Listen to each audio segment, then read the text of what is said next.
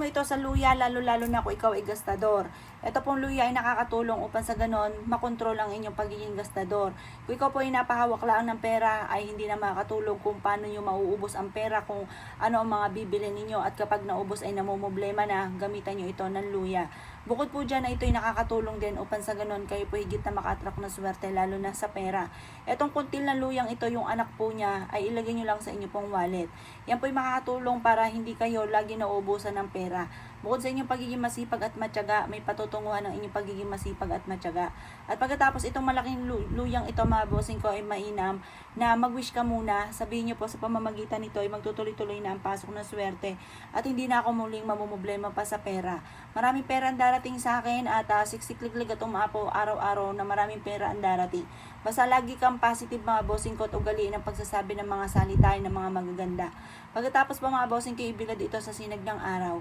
Ito po isabit nyo lamang sa main door po ninyo, mga bossing ko, or ilagay sa ilalim ng inyo pong higaan at ang dulot nito ay maraming pera. Or maglagay ka ng ganito, mga bossing ko, sa inyo pong bag, at ito ay makakatulong para makamagnet ka ng swerte, lalo na sa pera. Ang golden na luya, mga bossing ko, ay nag-a-attract ng masaganang pamumuhay. At ang amoy po nito ay nagtataboy ng malas.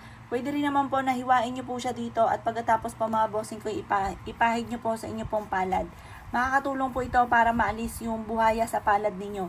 Ang ibig sabihin po noon, mga bossing ko, ay maalis ko ano man po yung pagiging gastador po ninyo.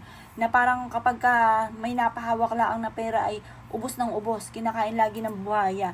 Yan po ang ibig sabihin po noon, gastador po kayo. Ang ibig sabihin na may buhaya ang palad. Ngayon po, mga bossing ko, para mawala yung buhaya ang palad na yan, ay pahiran nyo po ito ng luya. Kahit mga 1 minuto lang po ng pagpapahid ng gayaan, hugasan nyo na po siya at pagkatapos ay ipagpag nyo po ito. Tapos sabi nyo, kiniklaim ko na ang swerte at hindi na ako maubusan kailanman ng pera. Gayon lamang po ang inyo pong gagawin at makakatulong po yan upang sa ganon, imbis na puro kamalasan ay puro kaswertehan naman ang darating. Kung hindi nyo pa ito nagagawa, ay naku, huwag na kayo magpatumpik-tumpik pa. Makakatulong po ito upang sa ganun kayo po, mga bossing ko, hindi na maging gastador.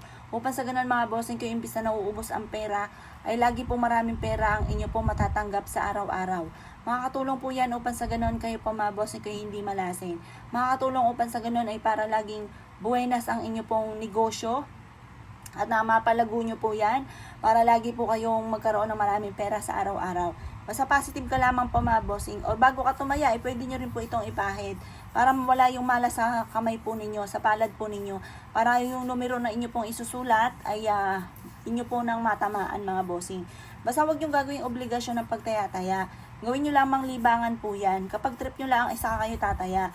Huwag nyo, kahit ikaw ay wala sa mood, pipilitin mo at baka kinangihinayang at baka makalabas-labas po yung inyo pong numerong alaga, ay sising-alipin po kayo. Ngayon pa, mga bossing ko, ang gawin nyo lamang kapag kayo wala sa mood, ay huwag kang tataya. Tapos pag mga boss, pag ikay nasa mood, tumaya po kayo at subukan nyo po ito para mawala na ang mala sa palad po ninyo, mga bossing. Kung ikinaniwala at naisyo po itong gawin, asya, good luck po sa inyo po lahat.